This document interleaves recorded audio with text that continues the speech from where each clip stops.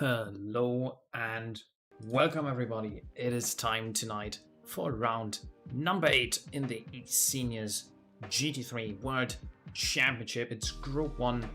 It's time for the best drivers out there, 50 and above, to show us what they can do on track. And it is also, and you can see it in the top left already, round number 8 is the Hungaroring, after we've seen everybody compete in the French track of Paul Ricard last week.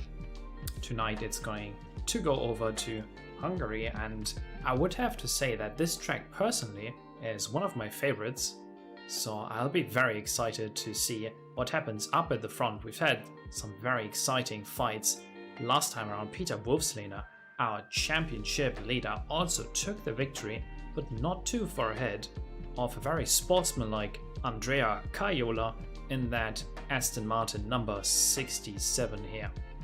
Now, third place on the championship table right now was Derek Bird. He didn't get the greatest run last time around, but Fabrizio Ongaro in that number 73 did an absolute mega job and took the final step on the podium last time around at Paul Ricard. So here tonight at the Hungaroring, we have a track which consists of 16 turns, lots of hairpins, and a couple of very technical sections which make it hard to overtake. So I'm sure these drivers will be hoping to show their absolute best in qualifying here tonight. I'm hoping to see some times perhaps around the 1:43 mark, 44.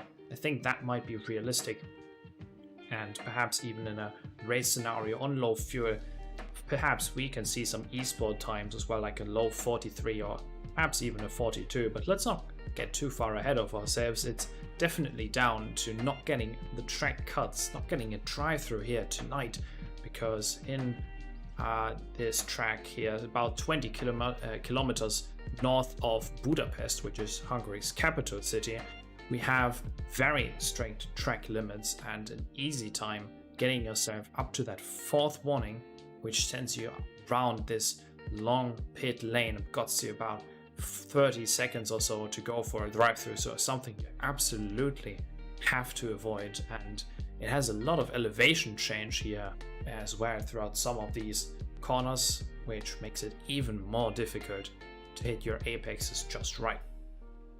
So let's have a quick look what's happening in terms of the championship. We already talked about a couple of the drivers already, obviously Peter Wolfslehner in front, and let's bring up the graphics so we can have a look together.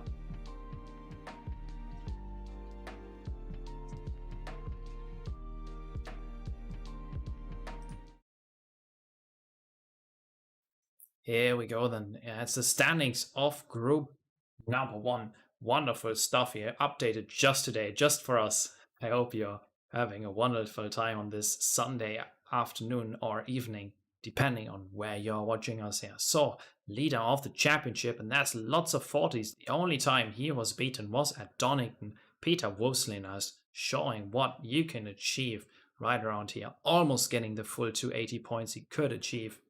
Very impressive stuff. Then Andrea Caiola in second place, ahead of the Porsche of Derek Bird. I think he'll be very strong here tonight. Definitely one to watch.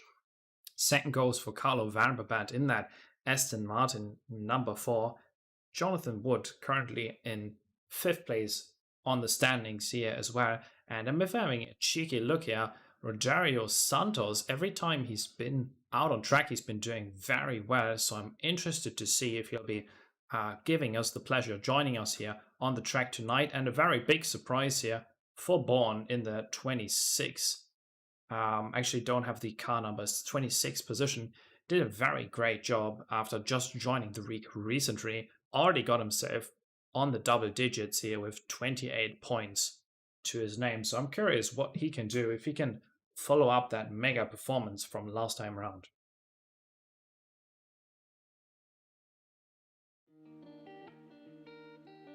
Well then, on to this practice. Probably going to use the opportunity early in this quali session that's about to start about 3 minutes time to give you a quick run through this track, because these 16 turns are very action packed. When you're driving around here yourself, you have to give it a try. It's not on every racing calendar out there, but it is a shame that it isn't, because it's such a fun and rewarding track if you get it right. Super tight racing. The only thing that can sometimes lack is the amount of overtaking zones. Obviously, we have the long run out of turn 16, or I think officially it's called turn 14 for some reason. It's a long right hand at the end of the track before it's onto the long straight then and into a heavy braking zone for T1. Super easy to also get yourself wrapped up in an incident here early during the race. And it's going to be down the hill, down into T2, and oftentimes you see drivers still fighting for that position until the end of T2, where that's basically single file for the fast right-hand kink, which is turn 3. And then there's another good overtaking opportunity around T11, which is another small straight which goes into 90-degree right-hand bend and heavy on the brakes from 4th gear into 1st with some decently wide track to allow for some smart moves when we're coming into that Superman complex, it's called. And you've got to be a Superman to make a move work around there, because it's basically two very long hairpins. The first one a left one, and then for the final corner that right and a T as the 16th turn, technically called T14. So very interesting to see if we are going to see a move around that, because that would be quite adventurous to say the least. So let's do a quick check up. How is everybody doing here tonight? I'm glad you're joining me here. My name is Nicholas Kraus, and I'll be the host for you, as always, I could say, in this Group 1 eSeniors broadcast. It's wonderful that you guys left so much feedback, lots of likes on the last video, last live stream of that. Very happy to hear that you're enjoying yourselves, and if you are, then same story goes for this one. Do drop a nice comment, let the guys over at the eSeniors know that you're happy with what we're putting up here for you. It's absolutely wonderful working together with these lads. It's obviously Jeremy and Michelle. I'm not sure if they'll be on track with us here tonight, but we have got a lot of regulars in, and I'm sure they're going to show us a wonderful time around this beautiful track here tonight. So, onwards then. You guys might have already looked at your watches. It is time for qualifying. Everybody will be heading out in just a couple of minutes to show what kind of pace they can do around the Hungaroring here tonight. So let's bring that up for you onto your screens in just a second and get started with the race action here tonight at the eSeniors round number 8.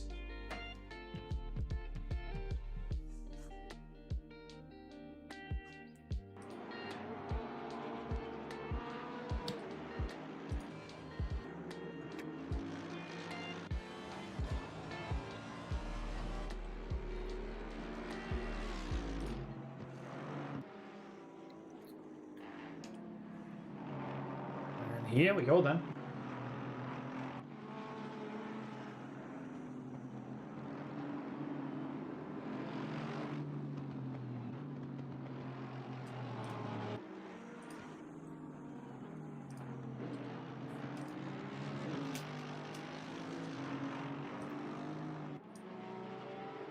Just try and get the positioning right there so everything's fixed. We've been following David Noble here for a couple of corners.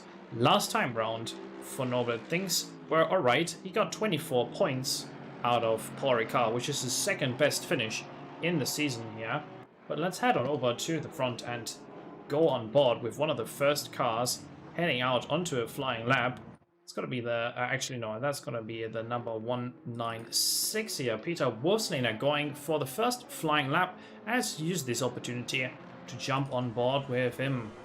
Actually go to the cockpit cam here and follow him for a lap around here. So wonderful stuff. Now onto the brakes here, up into T2 first gear, really roll the car in there, lots of slide as he's holding it in second gear now, around third, and around T3 fittingly so, up the gears potentially into fifth, and then it's down. Drop the anchors into here and send it over that curb on the inside. Uses the track beautifully. Second gear, don't want to get too much oversteer through T5 And now up the hill into T6 and 7. Use the left hand side. Lots of entry curve and then lots of curb on the exit as well. Now into the S's. That's very difficult to get them right. T8 now. T9. This right-hander second gear. And you can see him struggling for traction through there as he now sends it up into T10. Now 11. And once again on the very edge of traction for Peter Wolfslehner here in the number 196 and onto the brakes. Heavy stomping that pedal down as he barely manages to stop the car in time. Third gear now, second and first all the way around for T13 here. And once again onto the power for the final time. Get some nice rotation into the car and keep it as smooth as you can because it's so easy to lose the grip through here. Now we're coming across the line. It's going to be a decent time. I feel like it's going to be a 1:43.9. That's your benchmark here. Peter Wolfslehner coming across the line first. Let's have a quick look. Peter de Jong coming across the line in just 1 second. 1:47.1. Alistair Hughes, however, gets himself up into second place. Derek Bird, currently third position in the championship. Let's see where he puts that Porsche number 701 DBK. And across the line goes fifth fastest with 1:45.7. Now, car number 9, Rickard Weston, haven't seen him before. I think from Sweden, goes 8th quickest in his debut qualifying lap. Wonderful stuff. That's David Noble. Definitely one to watch, but with an invalidated lap, he'll have to go around once more. Giovanni Nifosi in that Ferrari number 63 here. Unvalid lap, unfortunately for him. And then also we've briefly missed how Alessandro Diamante went second quickest overall, but is still about a second off the pace from his rivaling, rivaling number 196 here. Rudolf Stein had a very nice qualifying last time round in his debut around Paul Ricard. Coming across the line, goes fourth quickest in the Red Nose Racing number 14. Wonderful start to this session for him, and Carlo Vanderband here as well, going fourth quickest then in the West Coast Oregon eSeniors number 4. Wonderful effort there. Very, very good improvement. So that's your first flying laps, but these guys don't raid around too long. There's going to be another run here in just a second. Peter Wolfslehner once again coming across the line and looking to improve. He's got some time in the back and he's going to improve his provisional pole position to a 43.593 as his new reference time. Lars Eklund going second quickest here. Don't want to miss that. Alistair Hughes unable to improve that time around. Let's bring up the car number 69 here. Mospanov on his first flying lap as well, invalid at the current point in time. So I'm quickly following up here with the car number 5 here in the second sector. He's got 5 10s in the bag already. Same story goes. Very big improvement right now for Tony Whittam. Want to follow up on that as well. Coming across the line, Tony Whitten in the Haybarn 55. He's going to make a massive jump from T10 and then he's being pushed back to 11 and 12 by other cars behind him. Coming across the line, for example, there, Alessandro, hold on, the number 5 car. That must have been not Carlo Vanderband. Alright, I'm being tricked by the game here, so let's just focus on what lies ahead. Some good time in the bag here for Carlo. He's coming into the final sector here. Down the gears. He's trying to keep it tight, but by the looks of it, he isn't pushing 100% there, seemingly setting himself up for the next flyer here at the moment. So I do want to quickly follow up with car number 300 here, just about to come across the line. Alessandro Patterson is able to improve in the Racing number 300 here. With a 46.4, he goes 19th quickest. Now coming just on up into this final sector here. It's going to be Patrizio Ongaro. Let's see if he can find something on the final turn. Got that much better this time around, but it's not going to be enough for an improvement, unfortunately for him. We're seeing some cars jumping up the timing table. There's a huge pack of cars. We're seeing a nice improvement there. Craig Holmes in the Saint Osyna finally sets the time he was looking for, jumping to P10 in the progress, and Alistair Hughes also with a nice improvement as he's being pushed back by Derek Bird. He just came across the line with a 45.0. That's a massive step up there, and securing himself well in the top 10 spot here. Let's head on over to the TV2 cam. There's some cars now coming across the line, and one of them has to be Rickard Weston with a 45.6. That's currently enough for P16 for him at the moment, as he's now abandoning the lap. And Chris Bond with a nice improvement there. He finds a 44.6. That's just enough to shove Andrea Caiola to the side, who's only now heading out of the pit lane. So 6 minutes left in this qualification session. There's not much time for these drivers here. Lars Eklund, he still has about 3 laps, perhaps 4 if he can make it work, to set himself up for the race positions here. And as we mentioned, it's very difficult to get something going during the race. Carlo Vanderbrand improving by 1 spot there, going just ahead of Alistair Hughes with the extra 10th that he found in the final sector here. Number 905, also nice improvement by Andrea Patterson. It's 1 place just into the top 20 here, as David Noble now starts his flying lap at the moment. So lots of cars, for example Peter Wolseley, and we're going to see him in the background there in just a second, coming over that crest. Actually we won't, the camera just pans away as it seems to do so. Alistair Hughes now with some time in the back could set himself up better into the top 10 exactly as he goes 8th quickest in the Allen line. That's a nice step forward for him. Same story could go for Derek Bird here, coming across the line. He's found a little bit of time, 44.8. That's enough for the 6th position, as once again there's lots of cars changing up and down, and we barely missed how Dimitri Statis in the Sim Racing Montreal set a very blistering lap for him. 45.3 is the lap time that he's gotten himself into.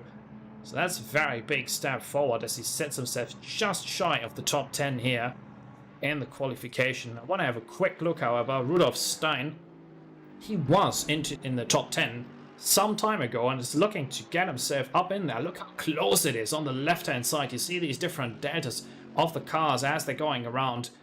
So I'm curious to see if he can bring that pace across the line. Rudolf Stein then, start-finish straight, and he goes 11th quickest. Just shy of the time of Carlo Vanderbrand. Is a 45.237, just hundredths of a second off the pace he would have needed to go into the top 10. He's still got about 2-3 attempts here to make that wish happen, and very much in the making here. Is a good lap for Neil Bywater in that number 38 Porsche. He's found some good pace during his lap here, carrying a couple of 10s across the line. He's going from, wow, he's changed the numbers from 21st into 12th place with a 45.2, managing to extract a lot of time there. We can have a look, seeing it there. Neil Bywater is going up a bunch of places here with a personal best 2nd and 3rd sector.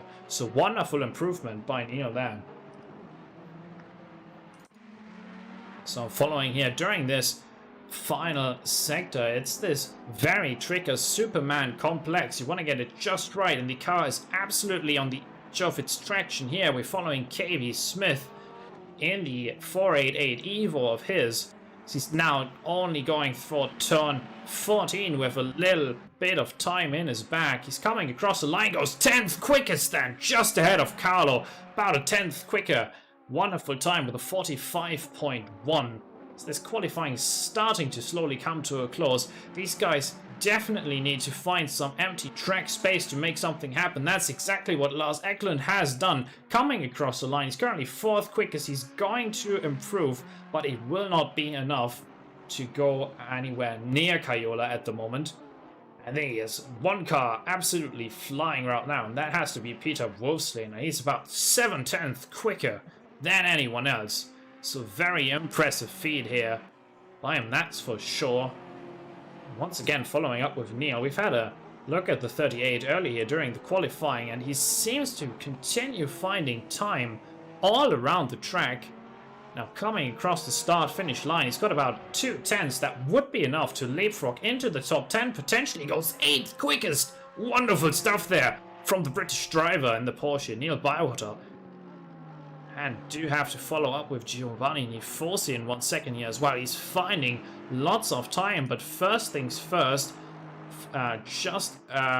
right now, the top 3 here. Right now, Kaiola is behind Born, not by much. He only needs to find very little time, and he seemingly has that time in the bag right now. Just needs to bring it across the line and secure himself a spot in the front row as he goes very wide there. Oh, that was so close to the track limits through turn 12 there. That might have been off track, invalidating his lap, and he seems to slow down, and that is a good indication that he's not going to use the time here. Nice improvement. Nifosi going 7th quickest. So definitely last minute gains here by some of these drivers. Wonderful to see that they're changing places back and forth as we see Carlo Vanderbrand finding all of the pace at once. He jumps 8 positions from 12 to P4 onto the second row for the number 5 Porsche driver. Wonderful improvement with 144.628. Wow. That's great step forward here. Great deal of improvement. Once again, Bywater finding lots of time here. Terry Trowbridge, I want to have a look. There's the car ahead of him. Number 97, he's got some good delta in his bag as well, and changing to the TV2 cam to chase that number 97 Aston just around the final corner. Coming across the line, Terry Trowbridge is able to improve to 27th position, and then right on behind him, that must have been Neil Bywater with a 44.9, enough for 8th place. So wonderful stuff there, just in the top 10, and look how competitive this field is. That's exactly what we're looking for. Still, I'm curious if Kaiola can bring these 410s he currently has across the line. Once again, super wide. I'm not sure if that counts. It's just, you would have to come across the line just now to get yourself another attempt at this. Once again, he's very wide there. I'm not sure if he'll make that. KB Smith there as well in this final sector, just T14 to clear. He lost a lot of the data he's brought across in that last section. So here, Tony Witness, who I'm focusing on, P20 goes 13th quickest with a 45.2. Wonderful step forward to the Tony there. Wonderful stuff. And once again, Kaiola seemingly slowed down, came across the line just shy of making it another flying lap, so you'll have to settle with 3rd place. And I'm also having a quick glance over onto Andreas Patterson in that number 300 AMG. He's currently sitting 24th with a time of 146.0. So there's some room for the Swedish driver here. Very fitting livery as well, trying to show some pride in terms of the nationality. Carlos there is going all a little bit sideways there out of turn 13, so that might be it. Yeah, he seemingly has lost all that wonderful data he was gaining throughout his lap, so he'll have to abandon basically what he had going for himself there. So we're moving over to Mirs Parnov, who's got 410s right now. That would potentially be enough for a P24, 25, depending on how much he can carry across the line. It's going to be P25 for Parnov, and then Ongaro across the line, going 10th quickest in the last second, just now squeezing right on ahead of Alistair Hughes. What a last minute effort. Wonderful stuff there. Wow. All right, so 2 minutes on over, and getting ourselves ready here. I'll bring up the holding screen as I'm preparing some beautiful camera shots for you guys, so we can go down the order. So what a qualifying there. You see it, you just saw it for a brief second. Looks like we're gonna see some evening or even nighttime racing. So it'll be very exciting to see if these guys can keep it on the track. Hope you're doing just fine in the chat. Not seeing too much action there. I'm sure everybody's just super focused on the driving. Once again, if you are enjoying these broadcasts that these wonderful lads at the eSeniors are handing out to you, if you're out there driving, if you're just watching and cheering these guys on, make sure you show your support. And it's as easy as just dropping a like on this very stream or video, and make sure that you also subscribe so you don't miss any further content.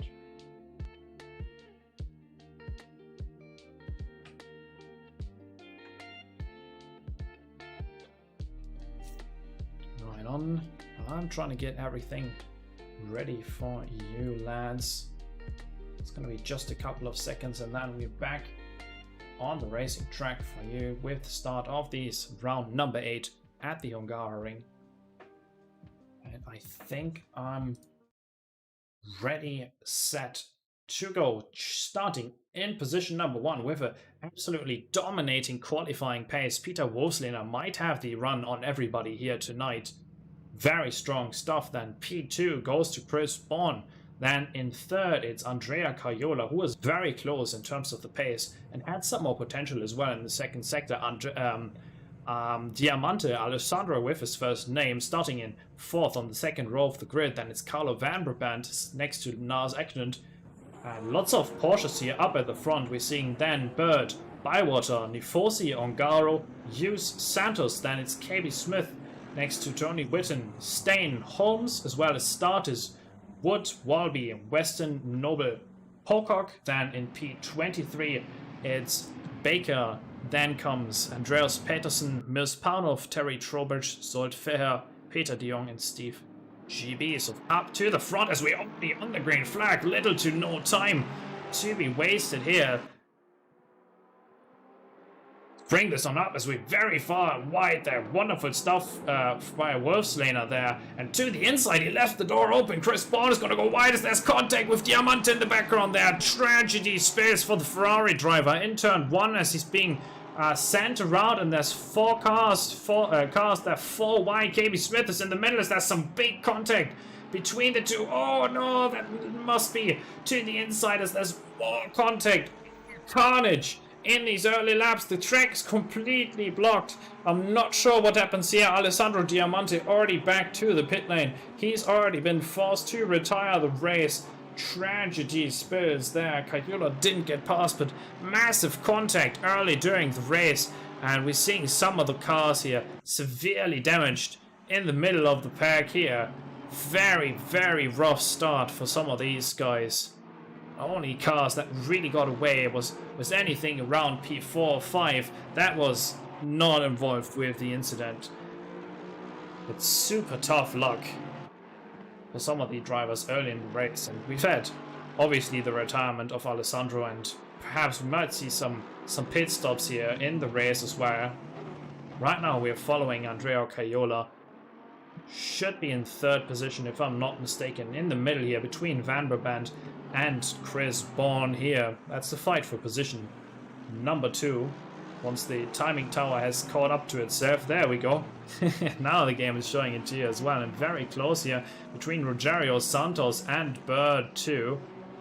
Pretty sure we might see a slipstream battle here down into turn 1. Let's use this opportunity and hop on board here. See what we can witness once we are riding with the 177 here of the Scuderia to the inside he goes. Let's see if he wants to hold the line heavy on the anchors.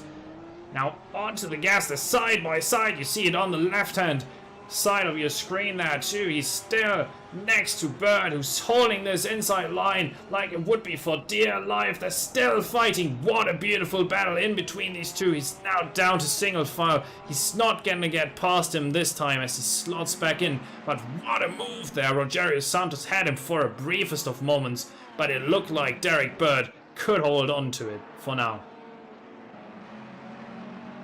Wonderful defense, very gentleman-like driving, and here in the background Giovanni Nifosi. We've seen him in the picture a couple of times. Very great livery too, bright red, white, green, spelling Italy all over that 63's Ferrari. He's chasing super close next to the British driver. It's Craig Holmes for you. That's the Bentley just ahead in the number 109. Let's actually bring up to you as well the timing towers. We see a very close fight still between Bourne. They're chasing each other, and we're seeing the background there Dimitri Starters as well.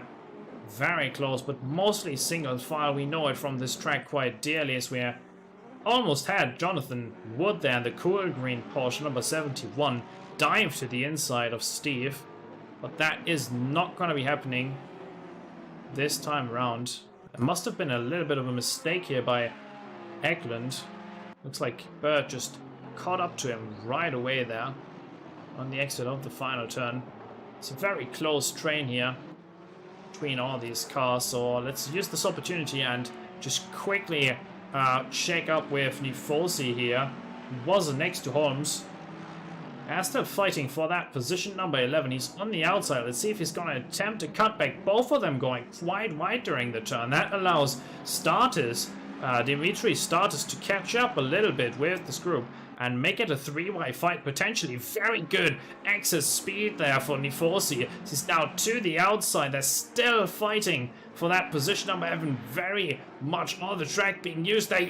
Oh, he wanted to go for it. Had to pull out there. Wonderful defense. Craig Holmes is getting the job done here and holding on to that P11. But it looks like Giovanni really wants to get past. I hope there's not going to be contact, as they're now to the inside he goes. That's not a place where you're usually overtaking Giovanni. Oh, he lost the traction there for a little bit. Almost side by side still throughout this entire second sector. What a fight between Nifosi and Craig Holmes here. So now heading on over, and this could be another great opportunity. He seems to have a decent run to the inside. He looks, let's see if he's just going to shut the door in time. Craig Holmes is not going to let that happen whatsoever.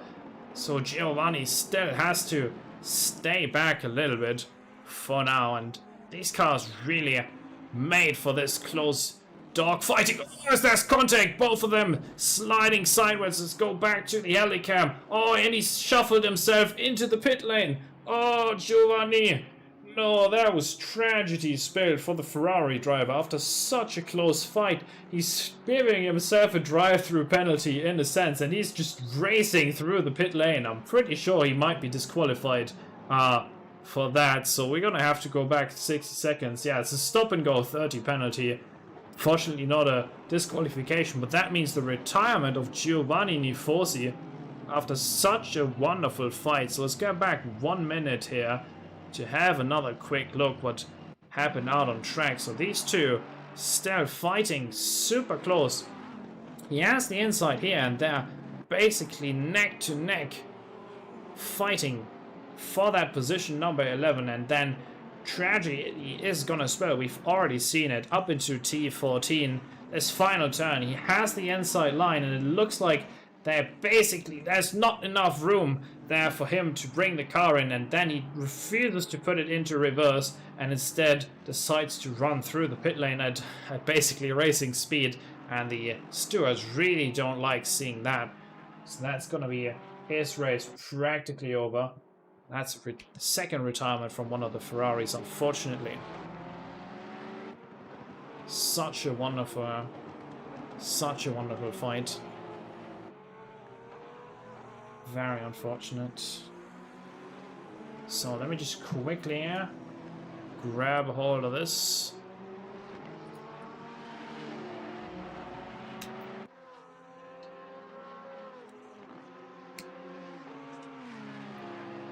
Alright, there we go. Okay, it must have been a mistake by Zolfer. He drops back 3 positions here, and I'm just trying to quickly find some action for you guys. And in the meantime, while I'm getting all that jazz figured out, let's go back down the order. Peter Wolfslane already with a comfortable 3.5 second gap.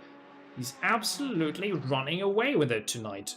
Elite Lab Esports Racing can't be touched by anyone at all. Race pace is there. He's just flying right now. Let's bring up the sector times here as well. There you go, Peter Wolfslaner with a purple lap last time around, and the fastest final sector.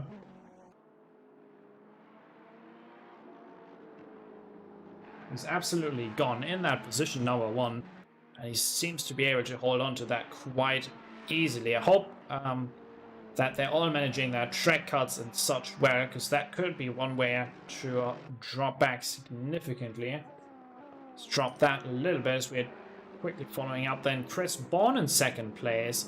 Very much still followed closely by Andrea Caiola here in the 67 Aston Martin. Then it's Carlo Vanderband, who was able to benefit from the retirement of the Ferrari. It looks like Alistair Hughes also must have had some problems. I'm only seeing that just now. Nearby water then, 5th place, Patrizio Ongara in position number 6. And here's a little battle pack between him, Lars Eklund, Derek Bird, as well as Rogerio Santos in the 177. Very close train then.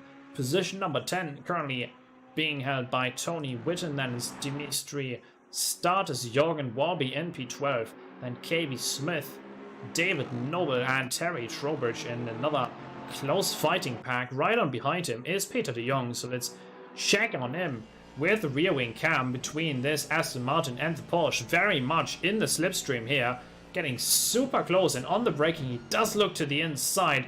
A little bit slidey there for Terry, but he gets exactly the amount of traction he needs, and he's getting a decent run now up and to turn 2 to the outside he goes then. Wow, what an attempt there being made by Peter de Jong as he slots back on in behind him. He had some excess speed, but that's just not the position where he can really use that, because around turn 2 it's just so difficult to send it. It's so much extra distance. The camber doesn't really go in your favor, so he'll continue to chase him down. So Terry Trowbridge, that's P15.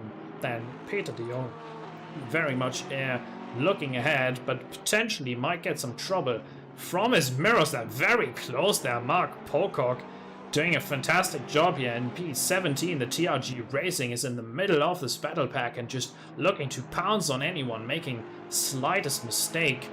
It's very close between these. Then Jonathan Wood, that's the Porsche number 71 in the background there. Then it's Craig Holmes in the 109 Bentley. So we've seen a little position change here between Mirzapanov, who just got past Baker, I think. Might have also gotten past gotten past Steve there, who might have some issues, because right now he's changing to the helicam. He's opening the door wide for Chris Baker. Oh, it's a bit of contact there between him and Baker.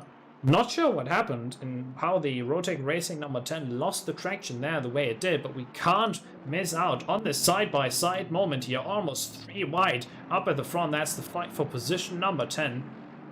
Very close now around the outside. He might have him here. It's Jorgen Walby leading the pack, then KB Smith, and that might be everything he needs. To the inside he goes then. David Noble has the run here, but it won't be enough. They're leaving each other so much room. It might be a 3 wide here in just a second. David Noble then just now ahead of Dimitri Status as he's sent out wide. Dimitri can't hold it within the track limits, being forced out wide there. Fair move, but a very difficult one.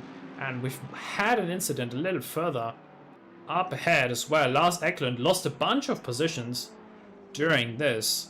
And the number 696 dropping from 7th place down the order quite significantly and into 10th. So he'll hope to be recovering here. And the same story goes for Dimitri Status, who's now only in 14th after falling out of this battle pack. Looks like he doesn't have any slipstream to pull him along. So jumping back to the action here in between these 2 cars there. Jonathan Wood has the Ferrari to the inside. I'm not sure if that might be Mark Pocock in the background. Yeah, he's forced to leave the door open. Very close racing. Beautiful reaction by the number 13 there, pulling up to the outside and avoiding the contact with Jonathan Wood there. So he's got that very much figured out. Let me just quickly take a sip of water. 50 minutes in, and these guys are already straining me in terms of my commentary because there's so much action out of track. Wonderful stuff there.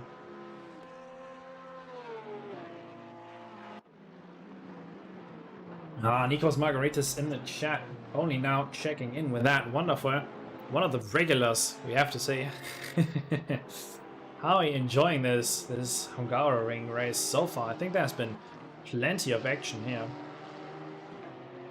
Only car that doesn't seem to be getting lots of action and just only pops into the back of our minds through that little purple indication seems to be Peter Wolfslein. He is absolutely steaming in terms of the pace here tonight. So nobody can really touch him. Patrizio Ungaro did gain on Bywater, and I'll bring that up for you just a second here. And despite a faster sector for Bywater on the last lap they were driving, he still lost a little time. And actually it's the other way around, so Bywater only gaining in the second sector but losing anywhere else. Now I'm getting everything figured out. Fantastic that I'm actually in the team developing this, but I don't know how it's going. Peter de Jong must have made some mistake. We'll go back 30 seconds here in just a moment. I just want to follow up here if Patrizio can get something going for himself, so doesn't look like it on the braking zone, but it's getting super close to the exhaust pipes of the number 38 ahead of him. Sunil Bywater very much under pressure here in the rear wings from Patrizio's Nissan number 73 SFR Italia. Quick check up here in the fight for position number 22 and 23. Chris Baker in the Rotec Racing has a decent run on Rudolf Stein here. He was much further up ahead earlier during the race, but once again, just like in Paul Ricard, the luck isn't with him tonight. He got involved in an incident early in the race, and he's going very far to the outside here. Let's jump on board with Chris Bakers. They're now following into turn 2. Gotta really stay tight to the inside here. Use all the track on the exit only just now and avoid any sort of weird spin. Want to get the best exit out of here. Lots of speed onto the small little straight as we're going up the hill and into the blind man. That's T4 for you. Now heavy on the brakes, T5, as we're only just on the edge of these GT3 tires. Are definitely being strained on the way up the hill here. Now into the chicane. That's gonna be turn 7 and further for you. Now turn 8 and into the S's. It's very close. The AMG is certainly making up some good space here. Rudolf Stein, it's almost too close to even get in. Oh, this is going very far on wide. He caught the left wheel onto the grass, and that's going to be super costly for Rudolf Stein. He'll be rejoining the track just behind the Aston of Chris Baker here. So he had a fantastic run on Steve, but unable to follow up on that. And it's going quite wide through here as well. Let's see if there might be an opportunity arising now for the AMG just in behind him. I'm pretty sure that must be Andreas Petersen, who's actually a lap down, but doing great pace. So don't think he'll be getting the opportunity here. Mark Pocock now has Peter de Jong. 2 is actually not Peter de Jong. I think it's Jonathan Wood to the inside then. Okay, I'm getting puzzled. I have to go back 30 seconds and let you know what happened here exactly. On to the replay then.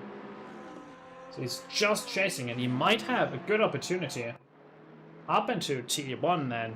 He's got some severe overlap to the inside he goes, and he's gonna get the cutback attempt by the number 71 of Jonathan Wood. There almost being made, contact being made, and what a wonderful defense there.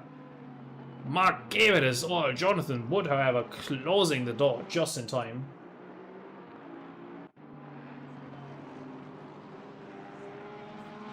Wow, super close fight between these two. Craig Holmes and Terry Trowbridge as well.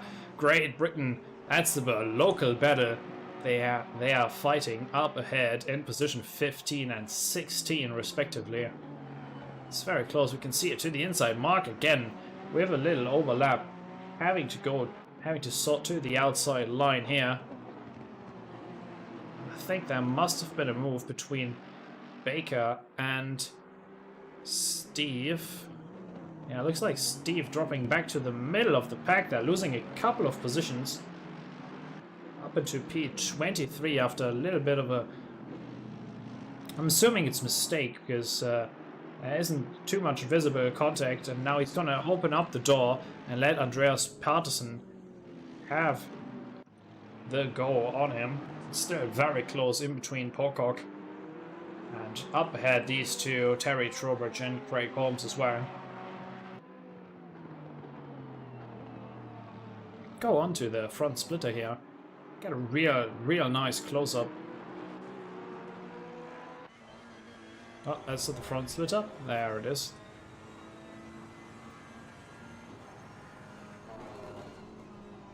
Now up to the left, and we're just riding there. Camera probably ruining the downforce a little bit.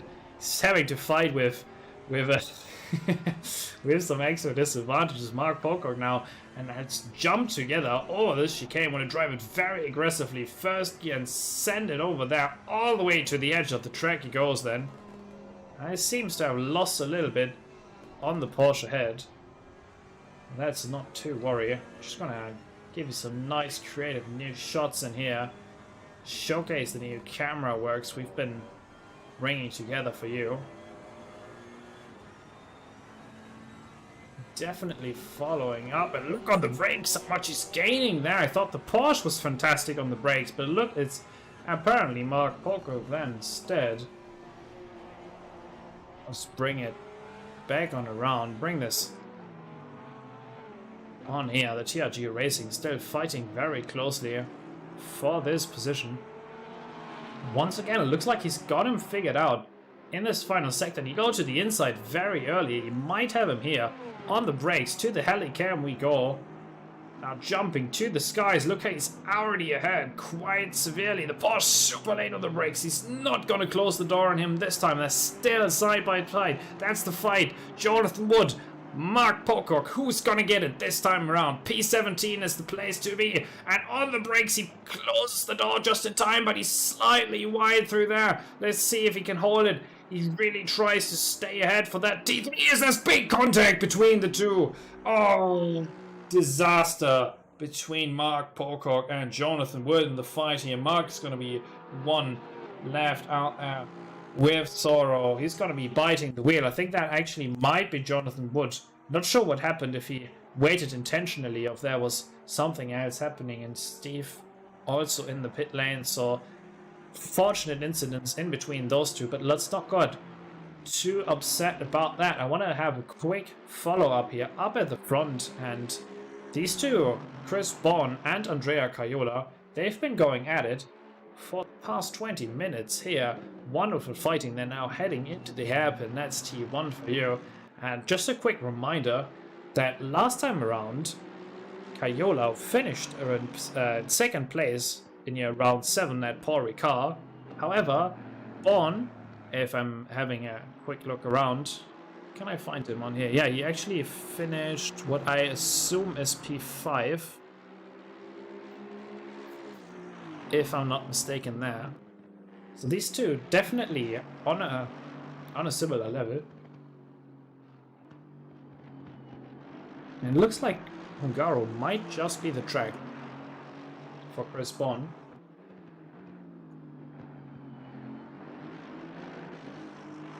Oh yeah, once again, if you are watching us out there, the eSeniors round number 8 at Hungaroring, fantastic action, lots of close driving here tonight. Love to see it, and if you did enjoy this broadcast so far, make sure that you drop a sub and leave a like on the video here as well. Would be very much appreciated. So we're heading into the second half of the race in just a couple of seconds time. That should be the halfway mark, and that means lots of these drivers are now starting to feel the tires a little bit, starting to come into action.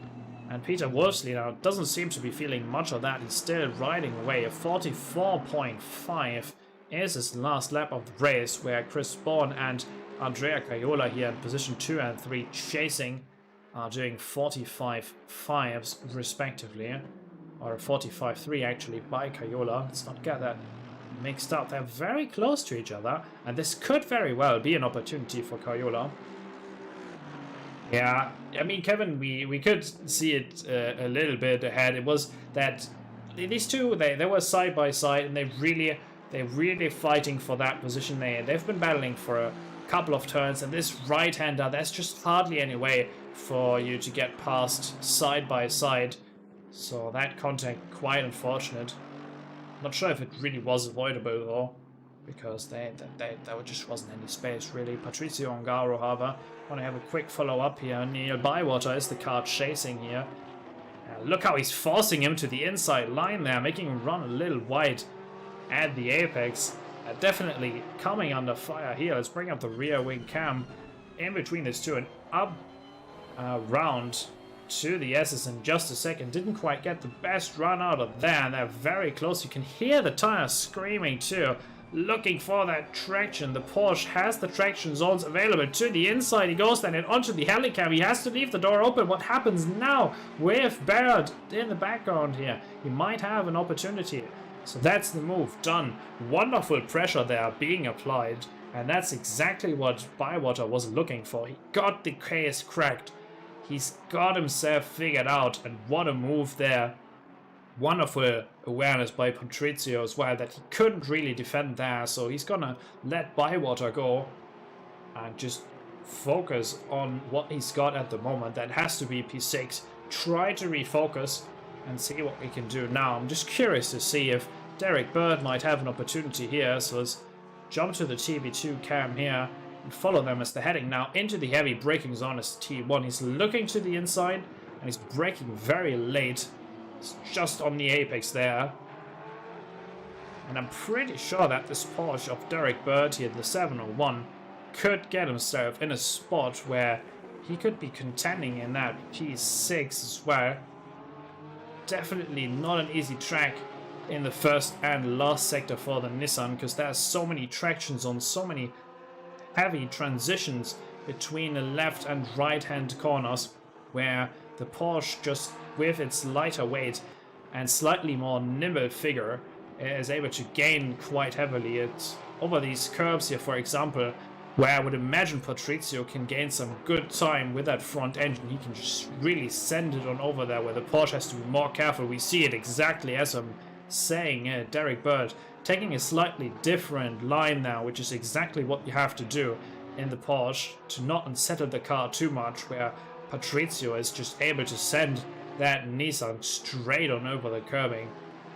So the Italian driver gaining through here, and in this last sector it'll be crucial for him to get a fantastic run out of this. That's certainly bunching up a little bit to get that Constantina effect very much in place, as we're now heading into T13 and 14 of that Superman complex. The final two long stretched hairpins, and by the looks of it, I was wrong. It looks like Patrizio might actually be exactly right in that slipstream for Neil Bywater, and with a good run here, he might have an opportunity to look to the inside, as he does so very much. The SFR Italia showing himself in the mirrors, but by the looks of it, it won't be enough this time round.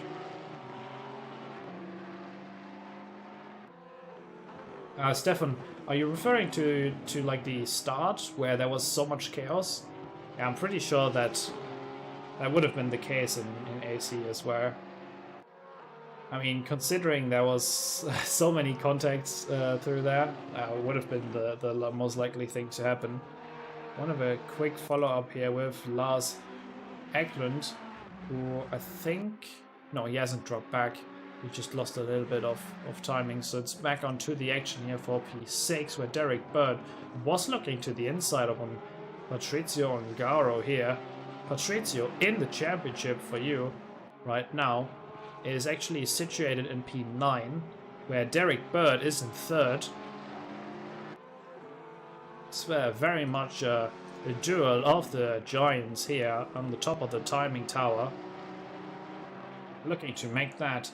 I have to figure out something who goes into P6 and who has to stay at P7, because with 17 minutes of the race, I think it's not gonna really... they have to figure something out.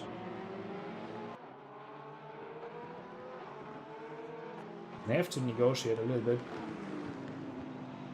So it's a great battle pack between these two very skilled drivers here up at the front. Obviously, everybody out on track.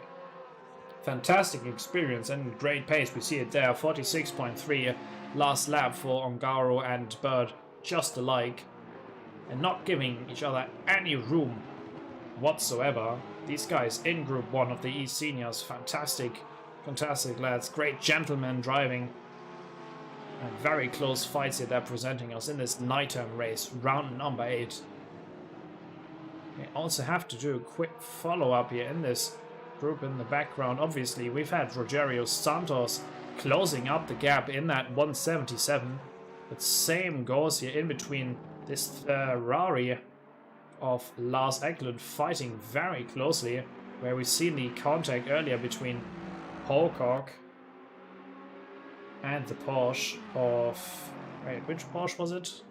Good question. I think it might have been Andreas Pettersson. No, Pettersson is an AMG. Well, I'd have to figure that one out. Oh, it's a drive-through for Cayola. Oh, we have to cover that in just a second. But right now, I just want to pay attention to what happens here out on the track, not in the minds of the driver. So yeah, first drive-through of the evening goes to Andrea Cayola. That would be devastating. He was doing so well all race, but seemingly he pushed over the track boundaries a couple too many times, and he'll be painfully biting the wheel right now, because that sets him back perhaps out of the top 10 here tonight, where otherwise he would have been on the podium with quite a lot of certainty. So main benefiter of all that is going to be Carlo Vanderband in the number 5. He's currently situated in 4th place. He'll be inheriting 3rd. The final step of the podium here once Cayola serves the penalty that's been given to him. Now what I'm interested in as well is, are we going to see some of these drivers collect that drive-through penalty as well? In a 45-minute race, that can happen quite easily. If you've ever driven the track in a race, you'll know that sort of feeling. Being on the 2nd or perhaps even 3rd warning, such an exhilarating case where you're just basically forced to continue push at the front. If you want to stick to Chris Bourne, you definitely have to give it your all, but to what extent can you go? Because eventually you'll be on 2-3 warnings, and you'll have to make a compromise between these two ways of going.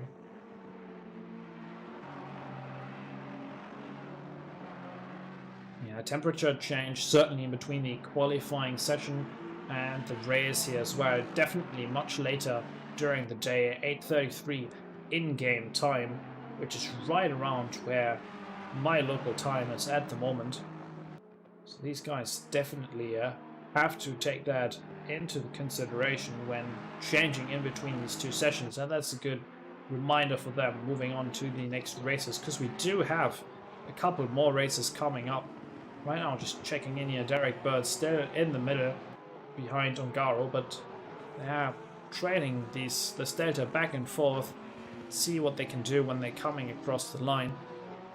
But yeah, just to quickly follow up on my point there, last time we had Paul Ricard, and this time obviously round 8 Hungaroring. Next time it'll be Suzuka and then Spa.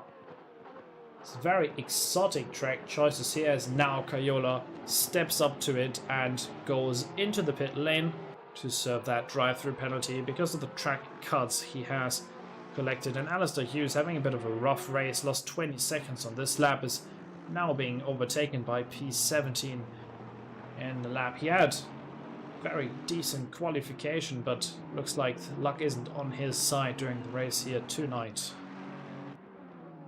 It's back to this battle for position 10 there. Wow, Jorgen Walby saw how Eklund ahead of him, Lars is his first name, went very deep in turn 2 there.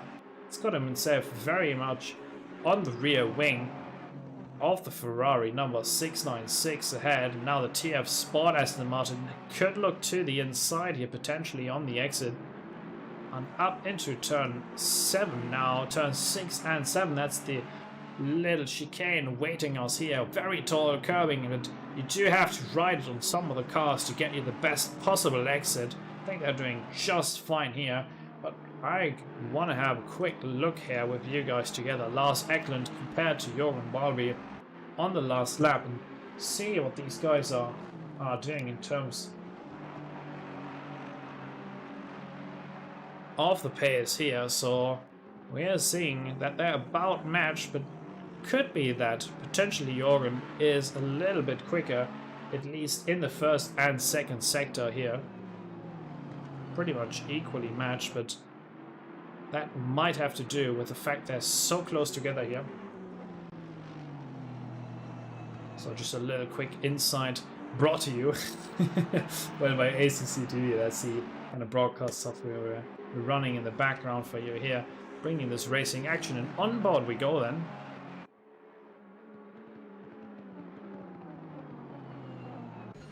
For this first sector, because I want to have a look what it looks like when you're driving. As if your name is Jorgen Walby right now from Sweden, you're going to be seeing a lot of rear wing from the Ferrari ahead. Very close fight right now between Van Brabant and Bywater too, because Bywater is flying at the moment. Last lap for him 45.5, which is almost 6/10 quicker than Carlo, so we might have to transition over to that after getting some beautiful onboard shots here with Jorgen.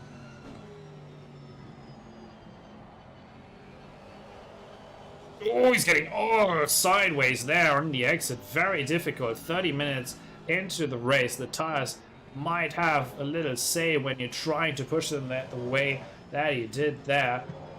Definitely goes to show how difficult these drivers have it out there. Really trying to make the most out of the races, and once again it's this fight between P5 here. Derek Bird is currently 6th, but looking to change that. However, there is competition. Patrizio Ongaro holding onto this place beautifully for the past 10-15 minutes. To the inside he goes then for a brief moment, running on this curb, and this might be the opportunity that Derek Bird is looking for. Now they're almost melting into one car. They don't have he has the slipstream, but he doesn't really have the engine power. On the brakes he goes then. He'll stay behind. There's a little bit of smoke and dust spilled and splattered into the air there. Nothing all too major. They're definitely making the most of the track, and look how close that gets under braking. Very scary moment there for just a brief second. That's absolutely head to tail chasing each other now up into this left-hander. That's T4, that's the blind man, and if you're chasing as closely as you are, you might not even see the apex on the inside, just chucking the car in there. So we're now heading up the hill, turn 5, now into this chicane. Looks like Derek Bird is still very close here to Ongaro, and on the exit you see the Nissan absolutely jumping. That's going to cost him a little bit of time on the exit, a little bit of traction lost there as he's looking for the tires to start gripping up. And now right around to the S's, T8, T9, and right on around T10 and now 11. So we're heading down here, and looks like the Ferrari has a very good run there. To the inside goes. Oh, there's not a lot of space being left. Oh, Derek Bird makes contact then with very aggressive Rogerio Santos. Really wanted to squeeze in the move there. That gives Patrizio a little bit of breathing room he desperately deserves. Oh boy, that wouldn't got close. Good awareness there. Eventually, because that was a little bit of a send, to be frank with you. Following up here with the fight for position number 14, it's Dimitri Statis against Craig Holmes. Doing a good job of catching up. To the inside he goes, and that is enough to force a mistake out of Status there, who runs out wide and has forced to concede P14 then. So the Canadian driver dropping back, which allows Craig Holmes to take the spot and move on ahead. Following up there, Lars Eklund has to open the door, and he's lost a lot of time there with that move. Now he's gonna be on the back foot here. Lars Eklund, he had a good run, but he absolutely ran deep there throughout turn 2. is forced to correct and only now stopping the car there, saving or scavenging that position number 10, I'm assuming. The game is playing tricks on me in the bottom right corner there. Don't trust the lies they're telling you. Very deep then. He's saying, "Where we go, Jorgen?" Looking to find a way past, but this track is notorious for not being very easy to overtake on. So quick follow-up up at the front, still leading with a significant gap there. You see Peter Wolfsinger now coming into T1. If we're having a look, Chris Bourne only now onto the start-finish straight. They're separated by about 16 seconds already.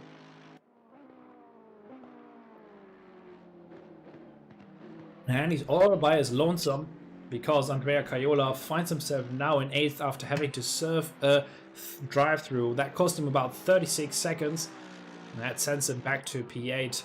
Carlo Vanderband here, very much in the fight and not clear of Neil Bywater in the final, for the final spot on the podium. These two white Porsches holding onto each other for the past 15 minutes or so, getting closer back and forth, because Bywater on his last lap, he's gaining a little bit, but I'm not sure if that'll be enough to fully close the gap or create that sort of overlap you need to set himself up for a position 3 finish here. Patrizio Ongaro, we've had him in the picture for the longest time, is still being chased by Derek Bird, separated by about a second now after Bird got under heavy fire and had to take evasive actions against Rogerio Santos in the 177 here. Andrea Caiola is in P8.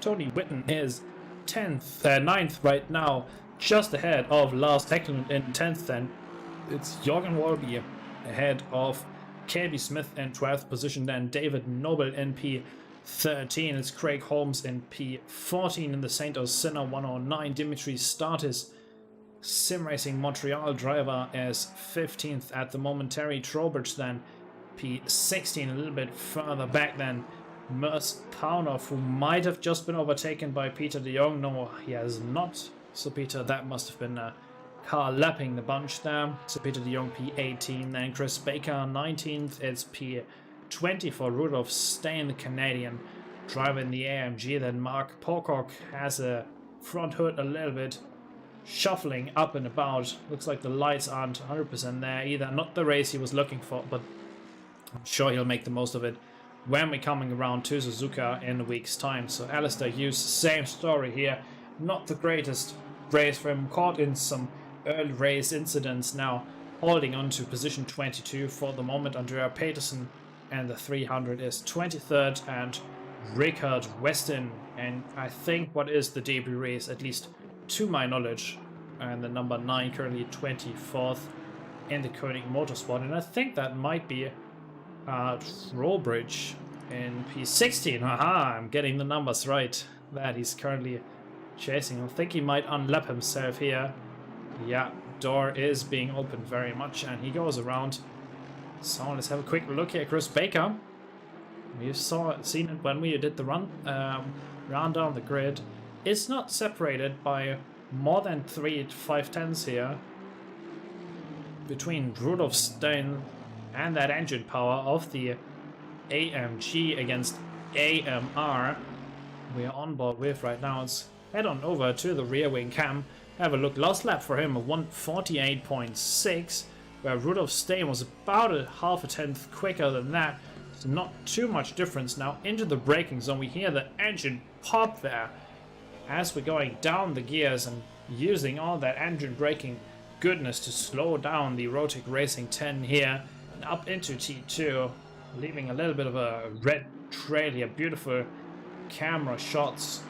So there's only 2 minutes left. Most of these have started to figure out where they want to be, but the only cars that might still spill a little trouble here, I feel like, will be Neil Bywater in the fight against Carlo Vanderband, and that's a very big fight as well. It's the fight for position 3 here. These two could very much get hands on here. To the inside he looks, he's really trying to force a mistake, but Carlo holds on strong, where Neil is just really piling on the pressure from behind. That's 38, really wants to get himself on the podium here. Yeah, Tour de France a little bit from the race start. Perhaps we get a replay of that at the end for you as well. I'll try and figure this out for you, but still chasing Neil Bywater very much at the back of him there. Let me try and figure something out. 45 minutes times 60 seconds. How many seconds is that? 2,700. So at the end of the race, we might go back to the race. I'll think of it. Maybe I'll only show the highlights, something like that. Either way, this is the battle, but it looks like they're separating each other after a bit of a mistake there by Near. The gap has opened up again, so we'll be checking in with Mers Parnov and Terry Trowbridge here in a second. It's the number 97 against the number 69 here. And that was quite wide by Terry Trowbridge. Maybe he has another warning or two to spare. Because they're definitely using all of the track there. Lots of close fights. We see it on the left-hand side. Carlo against Near in position 3. Same goes Patrizio and Derek in position 5. And then there's this battle pack. Tony Whitten, Lars Eklund, Jorgen Walby. They're certainly very close to each other still, so any sort of mistake could be very costly here at the end of the race. And by the looks of it, it should be the final lap for most of these cars, because Peter Wolfslehner will bring it home quite easily. I think he made a mistake on the last 2 laps, but that shouldn't put him down much at all. That's really not too much I can say about him, just outside of the fact that he's doing some amazing work out there on track, showing everybody how it's done, piling on pace, lap after lap. And that just goes to show what you can do out there in this sim when you've got the right car in the hands, when you're working on a setup, and when you're as dedicated to the game and to your own improvement, just as Peter Wolfslehner is. So time is up, but the checkered flag isn't out quite yet. It will be just 1 second, so we're following it up here. Peter Wolfslehner, it's going to be 7 out of 8 victories here. And it's going to be the checkered flag. Peter Wolfslehner brings it home. Dominant drive here. Fastest lap of the race by quite some margin. And he's been showing us how he can do it. And only now Chris Bourne about to come across the line, taking the second step on the podium. Very deserved drive. Got through that without too many warnings, brings home position 2. Now Carlo Vanderbrand, he was being chased by Neil Bywater until the very end, but it's not quite enough, so it's P3 for Carlo, P4 for Neil. Now Patrizio is still under pressure from Derek Bird. Oh, actually he was. No, he actually did get across the line at P5. Then Derek Bird is coming home 6th place, Rogerio Santos 7th, Andrea Caiola across the line in 8th. Didn't really get the race finish that he wanted, but he'll have to settle with P8. Then Tony Whitten is 9th. Lars Eklund wraps up the top 10 here ahead of Jorgen Walby, who is 11th. KB Smith then in P12. David Noble only now across the line, chased by Craig Holmes, but he could bring it across in P13. Then 14th goes to Holmes. It's going to be P15 for Dimitri Starters here. Once they're coming across the line, that's the checkered flag for the Sim Racing Montreal driver. And Terry Trowbridge still in a fight with Mers Parnov. Very close battles, all these 45 minutes long. Mers Parnov gonna come out P17 unless Terry makes a mistake. Doesn't look like it. He tried to get the exit to maximize all the way, but not enough for Mers Parnov. So 16th to Terry Parnov getting 17th. Peter de Jong now across the line, and that Pink Pig Porsche goes 18th. Rudolf Stein with a decent recovery here is bringing home a slightly wounded AMG number 14 in 19th position. Then Chris Baker already in the pit lane 20th. Mark Pocock finishes 21st. Alistair Hughes is 22nd, where Andreas Peterson finished 23rd. Rickard Weston 24th, and then the 2 organizers, Michael Benchaya in the Forever Young. I was reading that in the comment sections from the last one, so thank you very much for the info there. The Forever Young number 4, as well as the number 88 of Jeremy Arobas. So wonderful racing here tonight. That is your race winner, your championship leader, and your all-time favorite Ferrari driver. If you ask me, it's Peter Wolfsleiner with a great drive here tonight. Yeah, lots of track cuts, I'm assuming, here being handed out tonight. Let's bring it on over to the holding screen for you.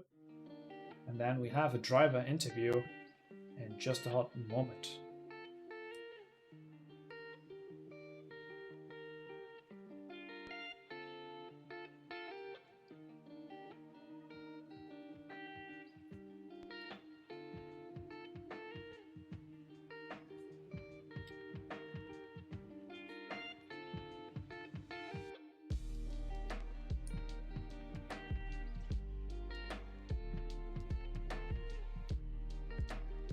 Let me get myself set up, and here we go. I'm in the broadcasting room. So if the top 3 finishers of the night will come on in. So we've seen Peter Wolfsleiner, Chris Bourne, Carlo Vanderband. That's your top 3 for the evening. Let's see if they feel like dropping in for a brief interview here.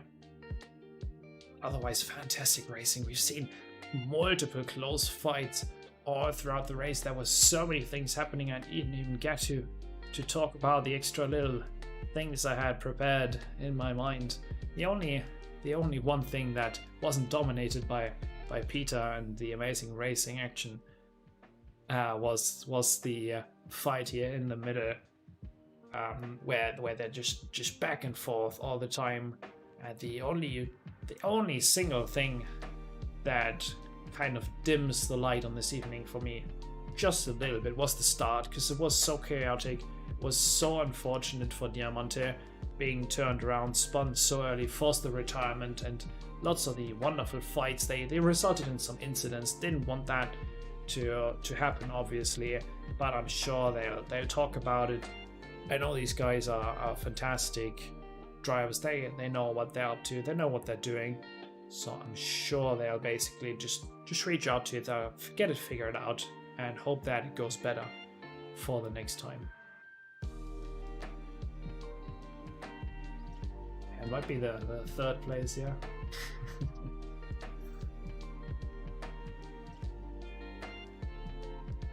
Right, still looking if there's any drivers from the top 3 here. So that would be Wolfsleiner, Chris Bourne, or Carlo Vanderband, looking to get themselves into the interview booth here. I know that Chris Bourne is in the main channel here. I might just move him down here. Don't think Carlo is in there though. Do I just do that? Do I just move them into my broadcasting room? You guys want me to be rude about it? Just move him out of the room to get an interview. Carlo is in the main one as well. Yeah, Peter's waiting now. Wonderful. So I'm sure they'll be joining me down here in a sec.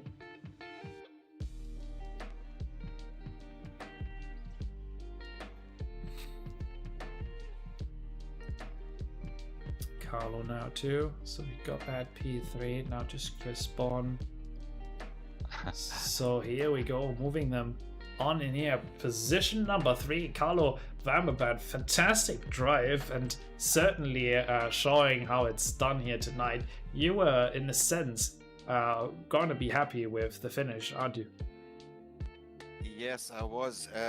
When Cayola actually got a drive-through, that kind of made me happy. So to be on the podium, I tried all I could to conserve tires and drive a decent pace. But Neil Bywater, he was absolutely strong.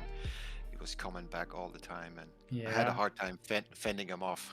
That back and forth, especially between the two same class cars. When we're talking about Hungaroring and the Porsche, what's your main feedback there? The Porsche is quite strong on acceleration and braking, but it's the overall speed. You have to find a good balance to do decent lap times and consistent lap times. And I got got pinged by one warning, so I Yeah. had to be on my best behavior. I didn't want to collect the drive-through. Yeah, that's fantastic. Well managed. Congratulations on your P3. Thank Chat you. agrees Thank you. here. Nico Margaret is giving you a shout out. Bravo, Carlo. And very, very much agree with that. And P2 here, fighting for such a long time in that AMG. Not a car I would have expected up at the front there, and fantastic follow-up performance, because obviously last time around it was your debut race at Paul Ricard. You did fantastic there as well, and now with a second place. What are we hoping to see from you in the future, Chris? Well, if Peter's still racing, we won't be winning, will we? Second. The second is a good improvement. I mean, if you continue stepping yeah. it up like this, then I'm sure that Peter might come under fire soon as well. You see in the calendar we have a couple of other tracks coming up, obviously. One of them, the next one to be precise with you, is going to be Suzuka, obviously, which is a track that certainly favors the AMG. Are you hoping to bring it to the front row, the podium, or perhaps even take a win there? To be honest, I'm happy to be at the sharp end within the top 10. I'm racing on one leg at the moment because I've had knee surgery 4 weeks ago, so I'm using one foot to brake and accelerate. So I'm hoping your handicap as well. Yes, I'm hoping when the other foot becomes better, I'll be able to bend my knee. I'll be able to challenge Peter. But at the moment, I'm settling for a top 10 or a top 5 at the moment. So I know I had a really poor start because I was busy watching the speedo and I was speeding up before the green light, and I too far to the right, and I got told to go to the left, and then I slowed down about 40 mile an hour, and the green lights went. I was like, oh. All right. Yeah, we saw that Peter was able to pull away quite a bit early, but I think you just still did fantastic, Chris. We're hoping to see more from you, and congratulations on that second place. Yeah, thank you for streaming. Thank you. Can't wait to see it. Great, thank you. Appreciate it. So now we have to talk about a man on a mission tonight. I feel like you were driving in a different league. You were at warp speed. Peter Wolfslehner is on a flyer. Congratulations on your dominant win. Thank you very much, Niklas, and also congratulations to Chris and to Carlo. Both have been doing a very, very great race. Even Chris, with his injury, I knew that he has, I don't know whether he even got out the stitches or not, I don't know, but it's unbelievable. He did such a great race. Unfortunately, Andrea got the drive-through, so... Yeah, I was surprised that he was the only car with a drive-through as well, so he was quite a bit down. Do you think he could have come back to the front, perhaps gotten Chris under more trouble, could have gotten you under trouble as well if he didn't get the penalty? The Hungaroring is very difficult to overtake. So if you manage to go in a good way through the turns, accelerate early and hit the apex, I don't think it's very even you are faster. It's nearly impossible here. Right. So the qualifying is the main point you should focus at, and then I don't know how the others feel, but it's very difficult to overtake here. Yes, absolutely agreed with that on that. So we've had Paul Ricard, also very, very tough to overtake. You've been running away there. You've been running away this night in round 8 of the Hungaroring. So in terms of Suzuka, how do you feel on the track there? Are you confident? Frankly speaking, I don't even know if I have the track medals there, because I'm never driving Suzuka. And that means, yes, I already drove in other sims there, but not in Assetto Corsa. But anyway, it's a good chance. In the other league where I'm driving, usually there is also Suzuka, so I have to go there. But I think it will be the other people's good place there. Yeah, so it's going to be an interesting challenge. Thank you again. Wonderful drive by you, gentlemen. Also, shout out to the other drivers out there. Thanks anyone watching and supporting in the chat. We see you, we appreciate you, and I hope you have a wonderful evening. And I'll see you again for the next round. Obviously, round number 9 at Suzuka will be another very close race, I'm sure of it. So that is everything. My name is Niklas Kraus, and thanks so much for joining the broadcast here tonight. And your 3 winners are gonna be Carlo Vanderband on the 3rd spot, then Chris Bourne and Peter Wolfs Lena. Have a wonderful evening, and I'll see you guys next Sunday. Thank you very much, and congratulations again, Carlo Congratulations, and Chris. Peter. Yeah. Chris.